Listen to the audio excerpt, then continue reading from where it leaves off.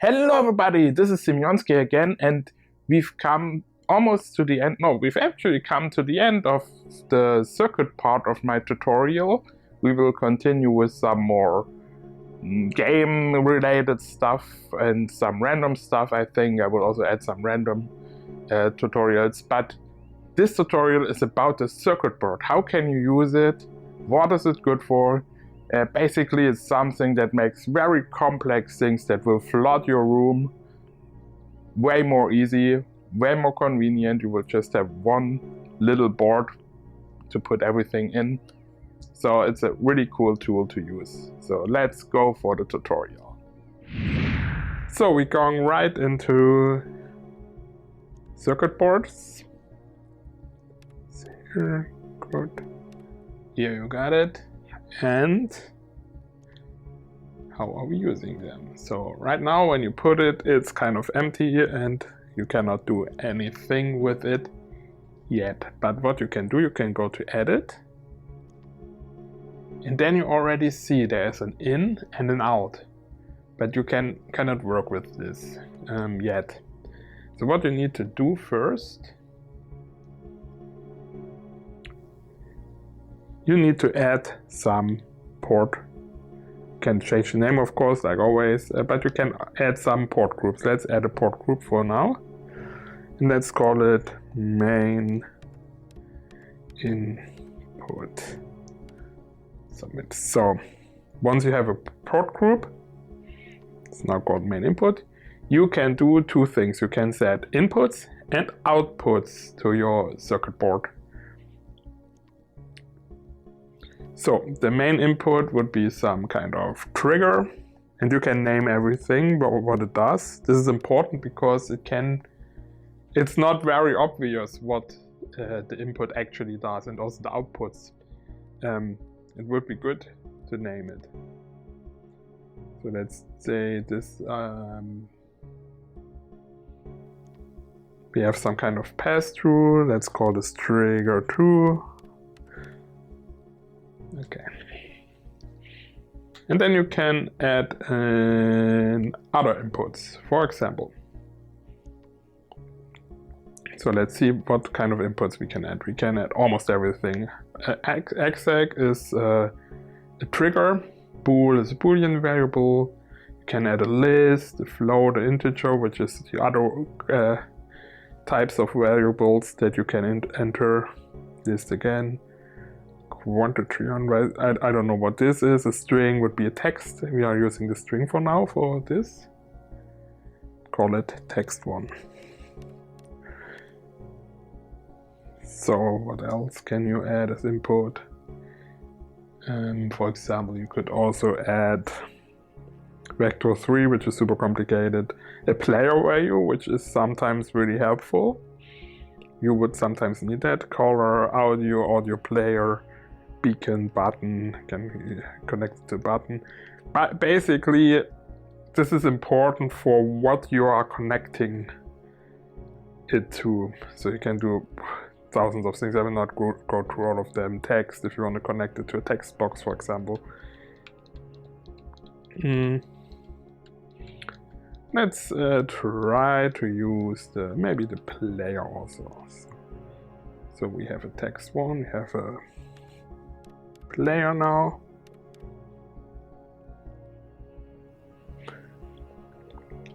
And we do, let's input a second text as a string value, call it text2.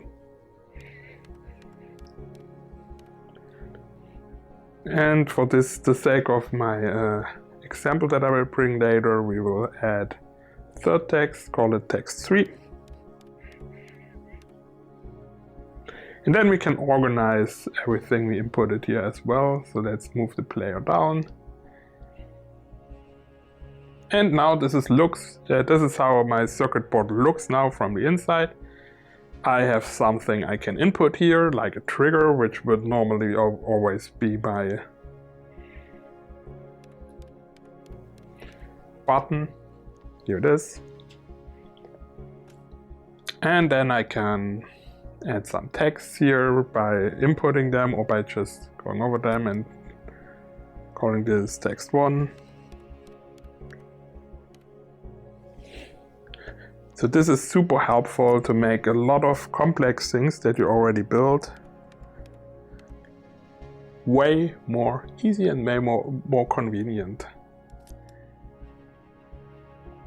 Text. So let's have the same value that is already here. And then you have the outputs and whatever is outputted. Okay, let's say, well, let's stay maybe inside the box, because you can fully work inside the circuit board without any outputs. Let's do this first. So I have the output here, but I will not use it. I will work with a circuit board that is basically just using this side and does not output anything. This is possible, easily possible. Remember, we want to trigger this, and we want to input the player who pressed it. So that's how easy you do it for this example. You can do a lot of complex things with this, but this is the most simple example. So you go to edit, so you have these things here. And these descriptions here, main input, you can have several groups that are sorted, but this is basically for you, that you can more easily see what it belongs to, and that you can organize yourself a little bit. No one else will see that. It will be organized a little bit here, but only if you open it you can read it. So it's basically for you to organize. You can have it all in one on the inputs, one on the outputs. That works perfectly fine. But if you want to be a little bit more organized, you can have several groups of inputs and outputs. That's just how it is. All right. What do I want to do now? Let's start from simple to complex. So what I want to do now is I want to show a player subtitle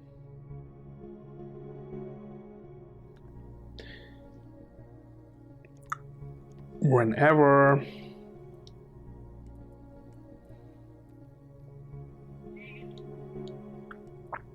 a player presses this button, and I want it to be connected to the player name, so the player name should appear in there. So what I need to do for the player to appear, I need a toString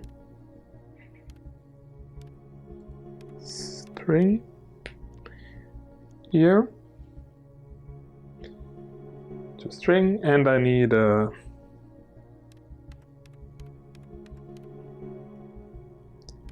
string format. I explained this before how it works. Just so that you know, the toString will get the player that's pressing it, which would be my name, and change it to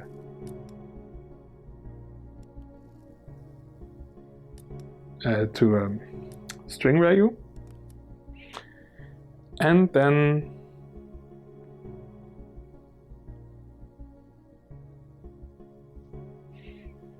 I will have to add a second input. So the second input will take my text from here. And so first input would be in the name, and the second input would be my text that I typed in here. Just for this example, it's just want to try now. And then I can type, let's say we want the text first and then the name. So let's put 1 in these strange brackets, and 0. It always starts with 0 in this, so don't be confused. The first one is 0, the second one is 1. So, but I'm turning it around now. So, and then of course I have to use the trigger volume to actually trigger my player subtitle, which should be, okay, it's an error now because there's no result here. but there should be a result because when I press it, this receives my player information. So let's see if it works.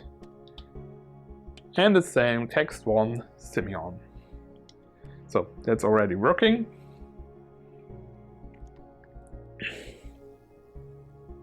So what I want to do now, I'm working a lot with examples here, but I hope I will still get the basic concept of how you work with this true. So if you want to send the signal out from this and then put something on here, you just have to connect this to the trigger, and so it will be sent out. You can, for example, what you can do with that. This is something I think you cannot trigger from inside a circuit board because you can only use circuits. You cannot use things like this, like a sound effect.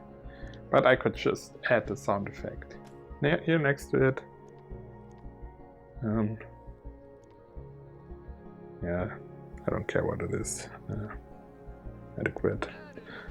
And then just connect this. So it's going through the circuit board and will not only show the text but also play the sound effect. Okay, what else can I do here? I can do a lot of complex things as well. So what I did once was to trigger a different speech bubble every time I press the button. So this is a little bit complex, so that's why I wanna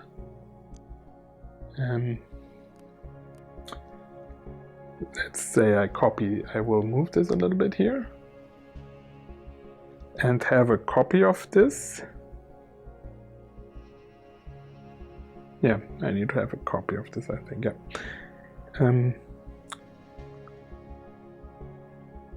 Actually, do I need a copy of everything? Yeah, let's, for the sake of simplicity, make a copy of everything. I think we don't need a copy of everything for this, but I will just do it right now that the whole process will be more clear. All right. So we leave the output here. So what I want to do now is to put some kind of check before, like, have I pressed it? Have I pressed it once? Have I pressed it twice? Etc. So what I want to do there is working with integers. So I will put an integer variable here, and I have to copy it several times. So what do I want to do? First, I want to put an if chip here. If.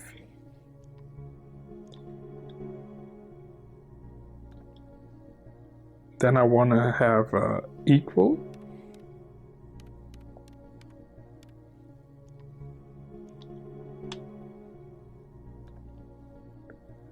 And then I want to work with the variable. Let's maybe delete this so we can just copy and paste a little bit better.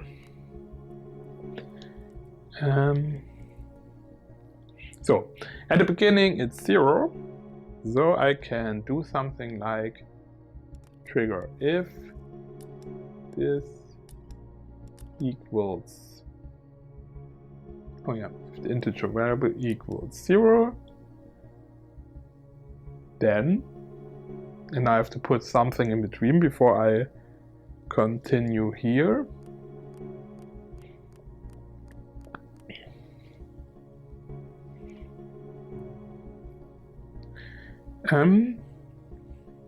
Then I will use the add chip.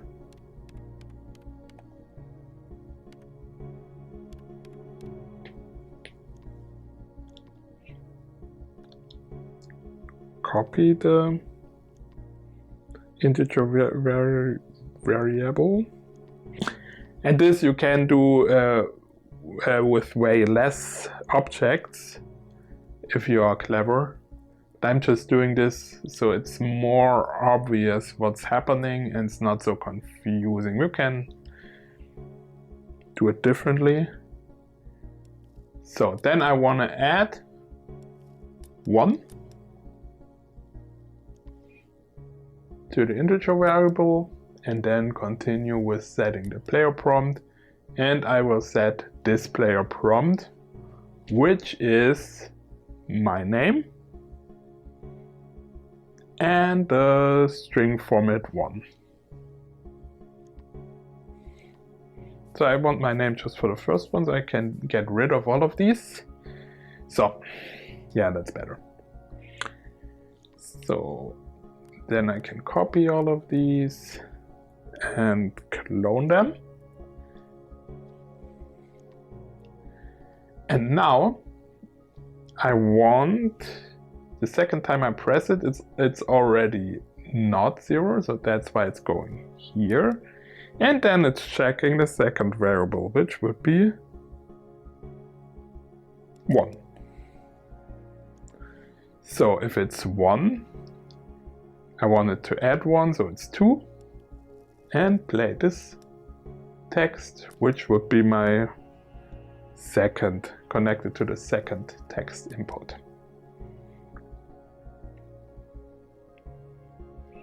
And then we are actually already there, because I can say else if it's not 1 or 0. I will duplicate this int variable and set it back to 0, and then play the last text, which will be last text. So the cool thing why I use this now, the good thing is, whenever you use an integer variable or a boolean variable or anything else inside of a circuit board, this variable will not go outside. Like, even if you have the same name of the same variable, all the processes that go on will only be inside this circuit board. So you cannot change any variable that's outside of the circuit board, but this makes it easy to just copy this thing and move it around the room without affecting the other one. So let's see if it works. This is my first text. It's my second text. And it's my last text. And now the first text should come up again because it's 0 again. So that's how it works. Okay. And look how simple this looks here and how complex it's on the inside. So you can do these complex things and put it inside there, and it's really simple. Now if you want to change a text, you just change one of these texts here. You can try that. Let's change the last text. Okay. What I did not do consequently, of course, the last text should not be my text that I wrote, but just the input from in front of here. Yeah. That's basically it. And now I can change text here. I can, for example, change the first text into what the heck. Done. Okay, and now the first text should be, yeah, it's the second. I'm on the second. Third. What the heck's going on?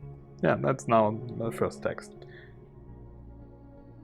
So that's how you can create a circuit board. And one other thing how you can create a circuit board. Let's say, can I move anything out of there? See if I can move things out of here. Select. Let's say you have built all of this without using the circuit board, outside of the circuit board. Copy. Let's see if I can copy it out. Hopefully. Paste recent. Yeah. So sometimes you want to just create stuff and you try out things and you don't want to open the circuit board all the time. And you have this outside of a circuit board. Say we have also the trigger button.